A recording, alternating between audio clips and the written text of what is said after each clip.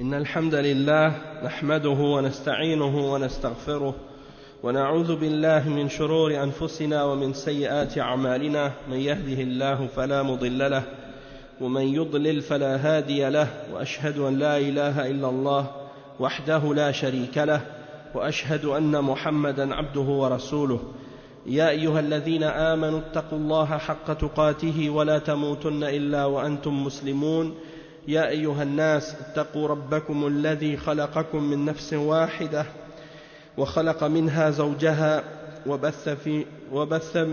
وبث منهما رجالا كثيرا ونساء واتقوا الله الذي تساءلون به والأرحام إن الله كان عليكم رقيبا يا أيها الذين آمنوا اتقوا الله وقولوا قولا سديدا يصلح لكم أعمالكم ويغفر لكم ذنوبكم ومن يطع الله ورسوله فقد فاز فوزا عظيما أما بعد إن خير الكلام كلام الله وخير الهدي هدي محمد صلى الله عليه وسلم وإن شر الأمور محدثاتها وكل محدثة بدعة وكل بدعة ضلالة وكل ضلالة في النار أما بعد. Donc on continue dans notre cours de Tafsir al-Baqarah. On est rendu maintenant au cours 37 et on est dans l'explication du verset 102 et 103 dans Al-Baqarah.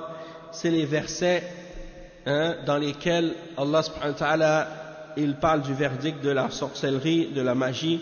Le verset 102 au sujet de ce que les Juifs avaient inventé comme mensonge contre Sulayman alayhi salam lorsqu'ils ont prétendu que il faisait de la sorcellerie ou ils l'ont accusé de sorcellerie. Et Allah subhanahu wa ta'ala il dit وَاتَّبَعُوا مَا تَتْلُو الشَّيَاطِينُ عَلَى مُلْكِ سُلَيْمَانَ وَمَا كَفَرَ سُلَيْمَانَ وَلَكِنَّ الشَّيَاطِينَ كَفَرُوا. Donc ce n'est pas Sulayman qui a mécru mais bien les shayatin, ce sont les diables. Et on est arrivé à ce sujet-là, donc on va continuer à partir de ce point-là. Il dit وَاتَّبَعُوا مَا تَتْلُو الشَّيَاطِينَ وَهَكَذَا تَرَكُوا مَا أَنزَلَهُ اللَّهُ وأخذوا ما تعلمه الشياطين وهذه سنة الله في خلقه أن من ترك الحق ابتلي بالباطل وهذا في اليهود وفي غيرهم كل من تبين له الحق فتركه فإنه يبتلى بالباطل والعياذ بالله فلنحذر من هذا ليس هذا خاصا باليهود بل هو عام لكل من ترك الحق رغبة عنه وتكبرا وعنادا فإنه يبتلى بالباطل فمن أبى أن يعبد الله عز وجل ابتلي بعبادة الشيطان وابتلي بعبادة الأصنام وابتلي بعبادة الطواغيت كما هي حال كثير من الخلق الذين استكبروا عن عبادة الله فابتلوا بعبادة المخلوقين ابتلوا بعبادة الأصنام والأشجار والأحجار والطواغيت وعبادة الشياطين كما قال العلامة ابن القيم رحمه الله هربوا من الرق الذي خلقوا له فبولوا برق النفس والشيطان. Donc le cheikh il dit que ils ont suivi ce que les diables ont dit à propos de Sulayman. Et ça c'est ce qui arrive lorsque quelqu'un abandonne ce que Allah a révélé et qu'ils prennent à la place ce que les diables ont enseigné ou ce qu'ils disent. Et ça c'est la règle d'Allah subhanahu wa ta'ala dans sa création, que quiconque abandonne la vérité, il va être éprouvé par le faux. Et ça c'est pas seulement pour les juifs, c'est pour les juifs et pour toutes les autres personnes et tous les êtres humains en dehors des juifs. C'est-à-dire quiconque à qui on a clarifié la vérité et qui décide de l'abandonner volontairement par la suite, alors il va être éprouvé par le faux. Wal-iyadhu billah. Donc on doit faire attention à ça. Et ça il dit le cheikh que c'est pas particulier aux juifs, mais que c'est général pour toute personne qui abandonne la vérité parce qu'il préfère autre chose. Il préfère le faux, par arrogance, ou par fierté, ou par orgueil. Il est éprouvé par le faux, dans le sens qu'il va suivre le faux au lieu de suivre la vérité. Donc celui qui refuse d'adorer Allah, il va être éprouvé par l'adoration du diable, l'adoration du shaitan, l'adoration des idoles. Il va être éprouvé par l'adoration de tout ce qui est en dehors d'Allah, des tawarit, des fausses divinités. Et ça, c'est l'état de plusieurs d'entre les créatures. Ils s'enflent d'orgueil, ils refusent d'adorer Allah et ils sont punis par le fait qu'ils tombent dans l'adoration des créatures. Et ils sont éprouvés par l'adoration des idoles et des arbres et des pierres et des différentes choses en dehors d'Allah et de l'adoration du diable. Et comme l'imam Ibn al-Qayyim, Cheikh Ibn al-Qayyim, il dit, rahimahullah, dans An-Nuniyya, il dit, ils se sont enfuis de la servitude pour laquelle ils ont été créés, c'est-à-dire la servitude envers Allah et le fait d'être soumis à Allah, ils se sont enfuis de ça, alors qu'ils ont été créés pour ça. Et ils ont été punis et éprouvés par le fait de tomber dans l'esclavage et devenir esclaves de leur âme et esclaves de leur désir et de leur passion et du shaitan à la place. Donc ils pensent qu'ils se libèrent en s'enfuyant de l'adoration d'Allah et ils s'enfuient de la servitude envers leur créateur. Donc ils pensent qu'en faisant ça, ils se libèrent. Mais au lieu de se libérer, ils deviennent esclaves de leur passion, esclaves de leur nafs, de leur âme, de leur ego, esclaves des diables et autres. Donc le cheikh il dit وهكذا من أبى أن يعبد الله ابتلي بعبادة الشياطين وعبادة غير الله عز وجل وهذا ما عليه المشركون لأن الله خلقهم لعبادته كما قال تعالى وما خلقت الجن والإنس إلا ليعبدون فلما استكبروا عن عبادة الله ابتلاهم الله فعبدوا غير الله عز وجل. Donc le cheikh il dit c'est ainsi que celui qui refuse d'adorer Allah, il va être éprouvé par l'adoration des diables et l'adoration d'autres que Allah.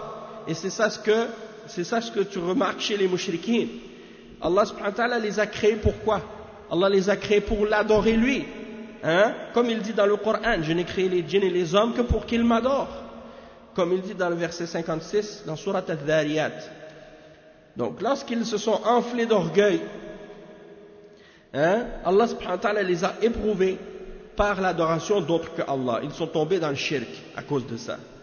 Et le cheikh il dit ensuite وَقَوْلُهُ وَاتَّبَعُوا مَا تَتْلُو الشَّيَاطِينَ ما تتلو معناه ما تتبع الشياطين وما تعمل لأن السحر من عمل الشياطين يأخذه بعضهم عن بعض ويتلقاه بعضهم عن بعض فهم يتلو بعضهم بعضا ويتبع بعضهم بعضا وكذلك نولي بعض الظالمين بعضا بما كانوا يكسبون. Donc le cheikh il dit et ils ont suivi ce que les diables se récitent les uns aux autres. Ils suivent les diables dans ce que les diables font parce que la sorcellerie c'est le travail du diable. La sorcellerie, c'est le travail des shayatin. Shayatin, c'est le pluriel du mot shaitan.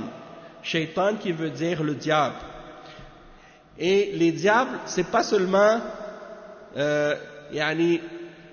c'est-à-dire, il y a le diable, quand on dit le diable, shaitan, c'est Iblis. Iblis, le père des diables. Mais sinon, tous ceux qui le suivent, tous ceux qui suivent Iblis, ils rentrent aussi dans les diables, dans la catégorie de diables, dans les catégories des shayatin. Et les shayatin, c'est pas seulement parmi les djinns. Il y a des shayatin djinns et il y a des shayatin ins. Allah subhanahu wa ta'ala dit ça dans le Coran, shayatin al-jinn wal-ins. Donc il y a les deux.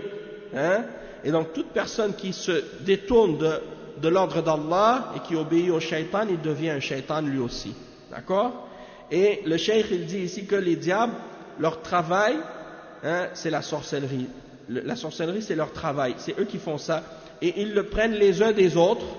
Et ils se l'enseignent les uns aux autres, les uns avec les autres. Et donc, il cite le verset 129 dans Surat Al-An'am, dans lequel Allah subhanahu wa ta'ala il dit, c'est ainsi que Allah subhanahu wa ta'ala met certains injustes au-dessus des autres. C'est comme si, en voulant dire, il donne à certains injustes le pouvoir sur d'autres injustes à cause de ce qu'ils ont acquis. Et ainsi nous accordons à certains injustes l'autorité sur d'autres injustes à cause de ce qu'ils ont acquis. Hein? C'est comme s'il les punit, il punit les injustes en mettant sur eux, à leur pouvoir, hein, d'autres injustes pour les punir aussi. Donc il les punit de cette façon-là, parce qu'ils sont injustes, il met par-dessus eux des gens injustes ou d'autres injustes pour les punir à cause de ce qu'ils ont acquis eux-mêmes. Et le cheikh il dit ensuite, وَاتَّبَعُوا مَا تَتْلُو الشَّيَاطِينُ عَلَى مُلْكِ سُلَيْمَانَ. Il dit أي في عهد ملك سليمان وهو سليمان ابن داود عليهما السلام النبي ابن النبي عليهما الصلاة والسلام كما قال الله جل وعلا وورث سليمان داود ورثه بالنبوة والملك لأن داود كان نبيا وملكا وابنه سليمان ورثه بالنبوة والملك. Donc le cheikh il dit que ils ont suivi ce que les diables ont enseigné et qu'est-ce qu'ils ont raconté sur le royaume et sur la gouvernance de Sulayman, sur son royaume, parce qu'il était un roi. Hein? Sulayman alayhi salam, c'est un roi et c'est un prophète en même temps. Donc son règne, hein, ils ont mentionné des mensonges sur lui et sur son règne. Et Sulayman est le fils du prophète Daoud alayhi salam. Donc c'est un prophète, fils de prophète. C'est un prophète, fils de prophète, et c'est un roi, fils de roi. Et Allah subhanahu wa ta'ala, il dit dans le verset 16 dans Surat An-Naml, وَوَارِثَ سُلَيْمَانُ دَاوُدَ. Ça veut dire quoi? Ça veut dire que Sulayman, il a hérité de son père Daoud. Et il a hérité quoi? Il a hérité la prophétie et le règne, le fait d'être roi. Et ça, c'est pour réfuter ceux qui prétendent, qui disent non, dans l'islam, il ne peut pas y avoir de monarchie. Hein? Il ne peut pas y avoir de monarchie dans l'islam. Ça, c'est pas vrai. La preuve, Sulayman alayhi salam est un prophète. Il a hérité de son père, le prophète, et le règne. Hein? Et ça, c'est l'exemple de la monarchie. Ça prouve que ce n'est pas interdit dans l'islam. Parce qu'il y en a certains qui ont été influencés parmi les musulmans. Certains ont été influencés par les idéologies des kuffars et leurs idéologies modernes, comme l'idée de la démocratie, des parlements et des trucs de ce genre. Donc ils disent, on doit suivre cet exemple de l'Occident. Eux, ils ont appelé à la démocratie. Donc nous aussi, il faut qu'on accepte la démocratie. Et eux, ils ont fait des révolutions contre leurs rois. Donc on doit nous aussi être contre nos rois. Hein? Et là, quand tu leur montres le verset dans le Coran, qu'est-ce qu'ils disent? وَوَرِثَ سُلَيْمَانَ دَاوُدَ. Sulayman était un roi. Est-ce que ça c'est haram? Si c'est haram, pourquoi il était roi alors? Et pourquoi il a hérité le pouvoir de son père? Si c'est interdit. Donc le cheikh il dit ensuite que Daoud alayhi salam c'est un prophète et un roi, et son fils il a hérité de lui la prophétie et le royaume. Il dit ensuite وَأَمَّا الْمَالِ فَإِنَّ الْأَنْبِيَاءَ لَا يَتَوَارَثُونَهُ كما قال صلى الله عليه وسلم نحن معاشر الأنبياء لا نورث وإنما الوراثة هنا في النبوة لا بالمال كما قال زكريا عليه السلام وإني خفت الموالي من ورائي وكانت امرأتي عاقرا فهب لي من لدنك وليا يرثني يعني يرث النبوة وليس المراد يعني وراثة المال. Donc le cheikh il explique, il dit en ce qui concerne l'argent, les prophètes ils n'héritent pas l'argent, ils ne laissent pas un héritage d'argent et ils n'héritent pas d'argent.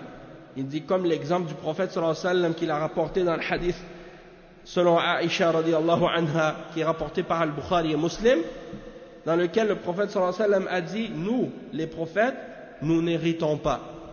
Hein? C'est-à-dire, on ne laisse pas d'argent en héritage. L'héritage des prophètes, ce n'est pas de l'argent. L'héritage des prophètes, c'est la prophétie elle-même. Et donc, il dit, dans l'exemple de Zachariah, alayhi salam, dans le verset 5 et 6, dans Surat Maryam, hein, il mentionne cet exemple, dans lequel il parle de l'héritage, et puis il explique le cheikh que l'héritage en question dans ce verset, ce n'est pas l'héritage de l'argent, c'est l'héritage dans la prophétie. Hein? Donc on va lire le verset 5 et 6, c'est dans la parole de Zachariah, alayhi salam, quand il dit « Je crains hein, », il dit ce qui signifie « Je crains le comportement de mes héritiers après moi, et ma propre femme est stérile. Accorde-moi de ta part un descendant qui hérite de moi et de la famille de Jacob. » Hein? Donc il dit ici, l'héritage dont il est question ici, Yarithuni, hein, c'est la prophétie, et non pas l'argent. D'accord? Il dit ensuite, le cheikh, فَسُلَيْمَانَ نَبِيٌّ وَمَلِكٌ وَابْنُ نَبِيٍّ وَمَلِكٍ مِنْ بَنِي إِسْرَائِيلَ والشياطين لعنهم الله كانوا في عهد سليمان مهانين وكانوا مسخرين لسليمان وكان سليمان عليه السلام مسلطا عليهم يسخرهم في الأعمال الشاقة ويصفد مردتهم أو يصفد مردتهم فكان عليه الصلاة والسلام قد سيطر عليهم في ملكه لأن الله أعطاه ملكا لم يعطه أحدا غيره إجابة لدعوته عليه السلام ولما دعا الله أن يهب له ملكا لا ينبغي لأحد من بعده فوهبه ملكا لا ينبغي لأحد من بعده ومنه تسخير المردة الشياطين له فلما مات سليمان عليه الصلاة والسلام قالت بنو إسرائيل إن سليمان إنما سيطر على الشياطين وعلى الملك بسبب أنه يتعاطى السحر وهذا كذب واضح. Donc, le cheikh il dit Sulayman est un prophète d'Allah et un roi et il est un fils de prophète et un fils de roi parmi les rois de Bani Israël. Et les diables, que Allah les maudisse, ils étaient humiliés à l'époque de Sulayman et ils étaient assujettis par Sulayman, hein, parce que Sulayman avait le contrôle des djinns. Allah subhanahu wa ta'ala lui a donné le pouvoir sur les diables et sur les djinns. Alors Sulayman alayhi salam, il les utilisait dans des emplois et dans des travaux difficiles et il les enchaînait, ceux d'entre eux qui étaient mauvais, il les enchaînait et il avait le contrôle sur eux dans son royaume parce que Allah subhanahu wa ta'ala lui a donné un royaume qu'il n'allait donner à personne d'autre après lui par réponse à son invocation quand Sulayman alayhi salam lui a demandé à Allah de lui donner un royaume qu'il ne donnera à personne d'autre après lui. Alors il lui a donné un royaume que personne ne pouvait avoir après lui et parmi les choses qu'il lui a données c'est le contrôle sur les diables et sur les djinns. Et lorsque Sulayman est mort alayhi salatu wassalam, Banu Israël ont menti à son sujet puis ils ont dit que si Sulayman avait le pouvoir sur les diables dans son royaume, c'est à cause de la sorcellerie. Hein? A'udhu billah. Et ça, c'est un mensonge clair. C'est un mensonge clair.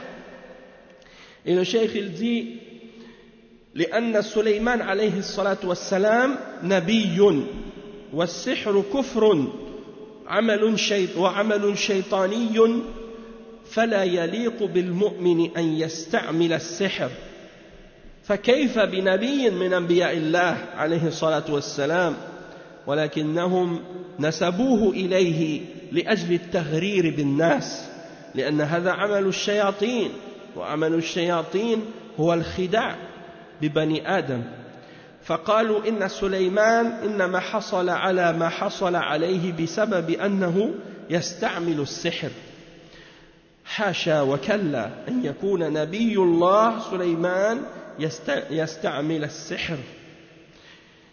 Le cheikh il dit c'est un mensonge clair contre Sulayman parce que Sulayman est un prophète alayhi salatu wassalam, et la sorcellerie est kufr et c'est un acte diabolique, hein? Donc il ne convient pas à un croyant d'utiliser la sorcellerie et la magie, et encore moins à un prophète parmi les prophètes d'Allah, mais ils lui ont attribué cela pour tromper les gens. Et ça c'est le travail des diables. Les diables, ils ne font que tromper les gens et trahir les fils d'Adam. Et donc ils ont dit que Sulayman, s'il arrivait à avoir ce pouvoir, c'était parce qu'il avait fait de la sorcellerie et de la magie, et qu'il soit épargné de ça et qu'il soit purifié de ce genre de choses. Parce que Sulayman, il n'aurait jamais fait de la sorcellerie ou de la magie, puisque c'est un prophète d'Allah. Et il dit وَلِهَذَا بَرَّأَهُ اللَّهُ مِنْ ذَلِكَ فقال وما كفر سليمان ولكن الشياطين كفروا هذا رد عليهم يعني سليمان لم يستعمل السحر لأن استعمال السحر كفر فمعنى قوله وما كفر سليمان أي لم يستعمل السحر ولم يتعاطى السحر كما كذب عليه الشياطين لعنهم الله وفي هذا دليل على أن استعمال السحر كفر. Donc le cheikh il dit que ensuite c'est pour cette raison que Allah subhanahu wa ta'ala il a innocenté Sulayman de cette fausse accusation et il a dit وَمَا كَفَرَ سُلَيْمَانَ وَلَكِنَّ الشَّيَاطِينَ كَفَرُوا.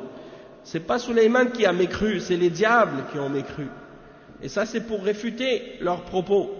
C'est-à-dire que Sulayman il n'a pas utilisé la sorcellerie, car utiliser la sorcellerie c'est de la mécréance, c'est du kufr. Et la signification ici lorsque Allah subhanahu wa ta'ala dit وَمَا كَفَرَ سُلَيْمَانَ, ça veut dire il n'a pas utilisé la sorcellerie. C'est ça que ça veut dire. Parce que le kufr dont il l'accuse c'est la sorcellerie. Donc quand Allah il dit il n'a pas kafara, il n'a pas fait de kufr, ça veut dire il n'a pas fait de kufr en utilisant la sorcellerie. Il n'a pas utilisé la sorcellerie, contrairement à ce que les diables ont dit à son sujet et ont menti à son sujet. Et ça c'est la preuve que d'utiliser la sorcellerie c'est du kufr, c'est de la mécréance. فبرأ الله نبيه من هذه الفرية فقال وما كفر سليمان ولكن الشياطين كفروا أي إن السحر إنما هو من عمل الشياطين وحرفة الشياطين وشياطين الإنس وشياطين الجن ولا يليق بالأنبياء وأهل الإيمان أن يستعملوا السحر وما كفر سليمان ولكن الشياطين كفروا يعلمون الناس السحر فالسحر من تعليم الشياطين لعنهم الله وفي هذا دليل على أن تعلم السحر كفر. Donc le cheikh il dit Allah subhanahu wa ta'ala il a donc innocenté son prophète de ce mensonge et il a dit il n'a pas mécru. Sulayman n'a pas mécru, n'a pas fait de kufr, mais ce sont les diables qui ont fait du kufr, qui ont mécru et qui ont commis du kufr en faisant de la sorcellerie. Parce que c'est le travail des diables de faire de la sorcellerie, c'est leur travail, c'est leur métier. Et les diables, ce sont les diables parmi les hommes et les diables parmi les djinns, comme on l'a dit. Tandis que les prophètes, les gens de la foi, ils n'utilisent pas de la sorcellerie. Et Allah subhanahu wa ta'ala dit, et ce n'est pas Sulayman qui a mécru, mais ce sont les diables qui ont commis le kufr. Ils enseignent aux hommes le sihr, ils enseignent aux hommes la magie, la sorcellerie. Et donc le cheikh explique que la sorcellerie c'est enseigné par les diables, c'est les diables qui l'enseignent. Et il dit que ça c'est la preuve que d'apprendre la sorcellerie, de l'étudier, c'est du kufr. Même si tu ne le pratiques pas. Juste de l'apprendre. Hein? Apprendre la sorcellerie. Tu dis non, je veux juste lire le livre de la sorcellerie pour apprendre comment ça fonctionne. Hein? Juste l'apprendre et l'étudier, c'est du kufr. Et le cheikh il dit وما هو السحر؟ السحر لغة عبارة عما لطف وما خفي سببه. أما السحر في الاصطلاح فهو عمل رقى وعزائم عبارة عن رقى شيطانية وعزائم شيطانية وعقد يعقدونها بالخيوط وينفثون فيها ثم تؤثر في بدن المسحور أو في عقله أو في وهو حقيقي وتخيلي وتخيلي.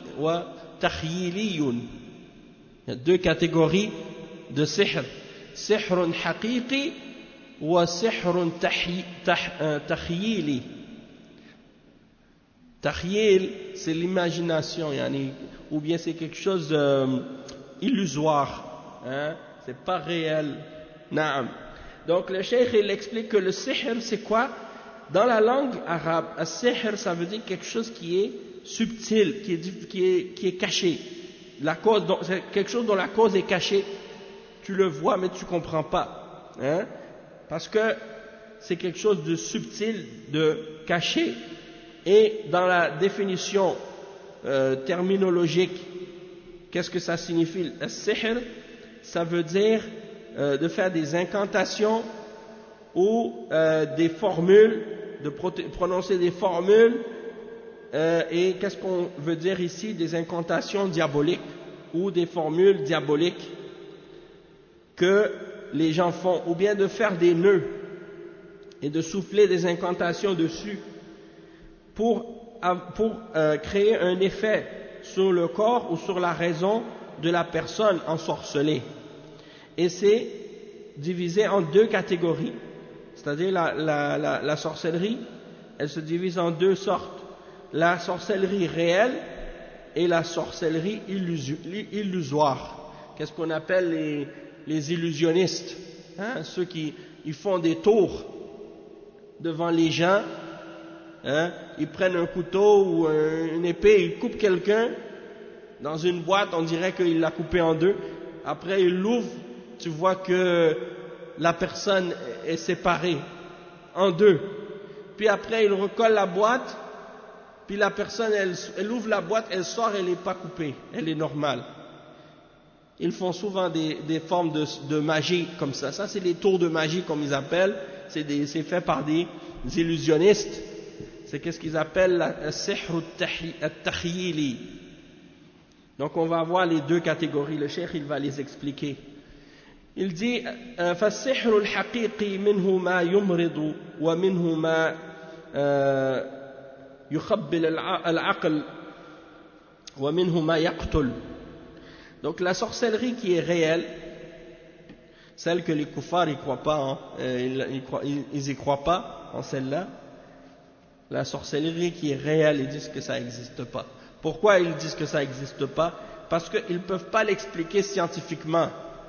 Il n'y a pas de preuve pour dire comment elle agit.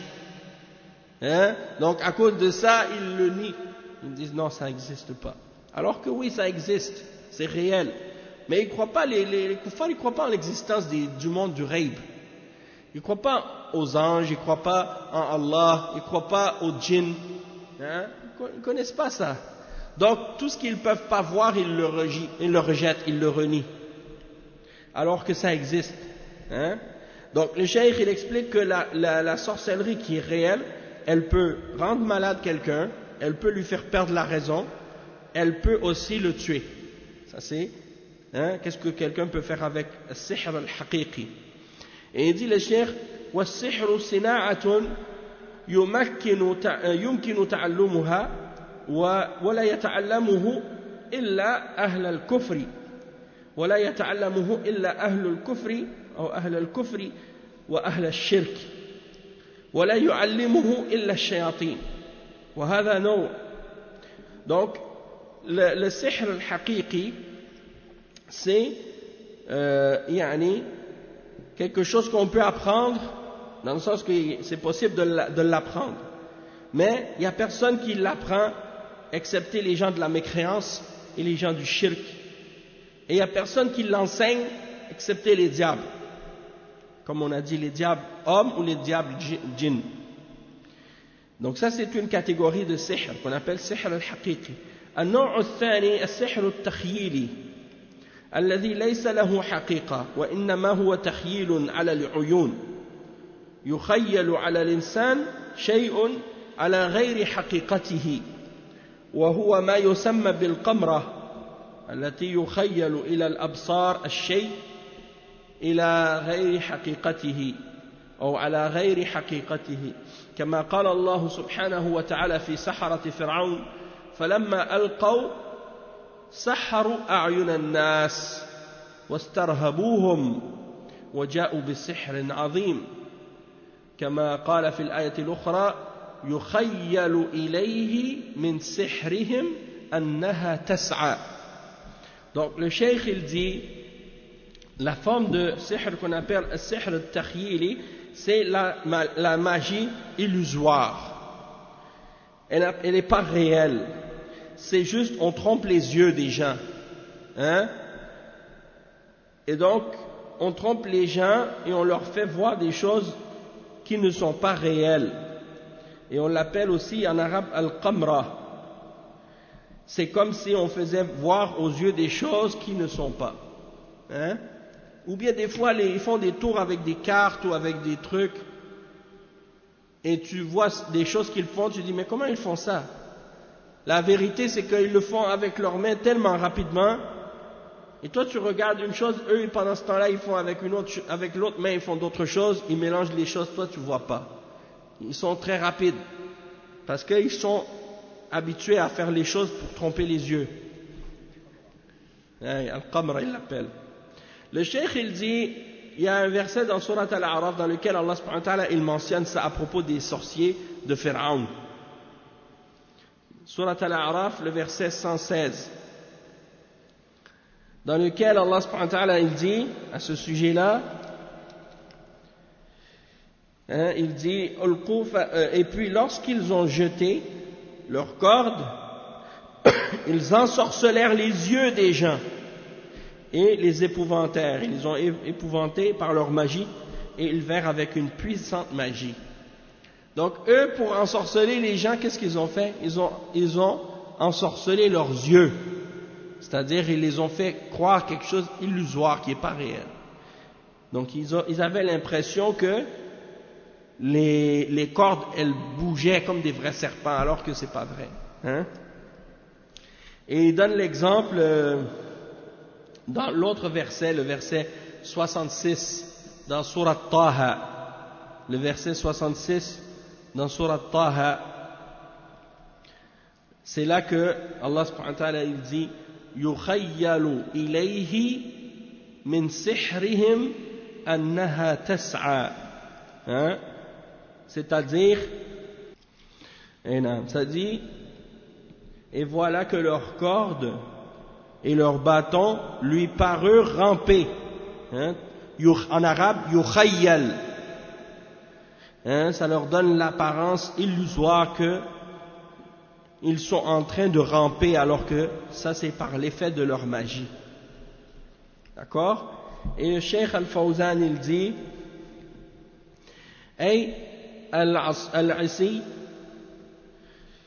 والحبال يخيل إلى موسى عليه السلام أنها تسعى وأنها حيات، ولكنها في الحقيقة لا تعدو لا تعد أن تكون حبالا أو عصيا، فألقوا عليها شيئا من القمرة والتخييل، فصار الناس يرونها كأنها تسعى وكأنها تتحرك، وهذا هو السحر التخييلي.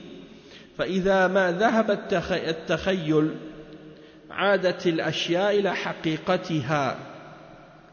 Donc, Cheikh il dit que ces bâtons et ces cordes ça donnait l'impression aux gens qu'elles étaient en train de bouger, que comme si c'était des vrais serpents, mais il n'y a aucune réalité là-dedans, ça reste des cordes et des bâtons, et ils ont lancé, ils ont trompé les yeux des gens en utilisant des illusions pour faire croire aux gens qu'ils voyaient les bâtons en train de bouger. Et ça, c'est la sorcellerie qu'on appelle l'illusoire, la sorcellerie ou la magie illusoire. Lorsque la sorcellerie ou la magie s'en va, les choses reviennent telles quelles, dans leur réalité. Et il dit وهذا كثير في الناس يسمون ما يسمون بالسيرك وعليكم السلام ورحمة الله ويسمونه بالبهلوانيات فيأتي الواحد في المحفل أو أمام الناس فيتظاهر أنه يمشي على حبل أو أنه يعني يطعن نفسه بالمسامير أو بالسلاح أو أنه يأكل النار أو أنه يمشي في النار أو أنه يمشي على الماء أو يمشي على خيط أو سيارة تمشي عليه ولا تضره أو أنه يضرب المسامير في عينيه أو يجر السيارة بشعره وكل هذا سحر باطل وما جرى منه شيء في الحقيقة وإنما أمام أعين الناس بحيث يعمل أشياء تخيل إلى الناس الشيء بغير حقيقته ويأخذ الورقة العادية فتتحول إلى أوراق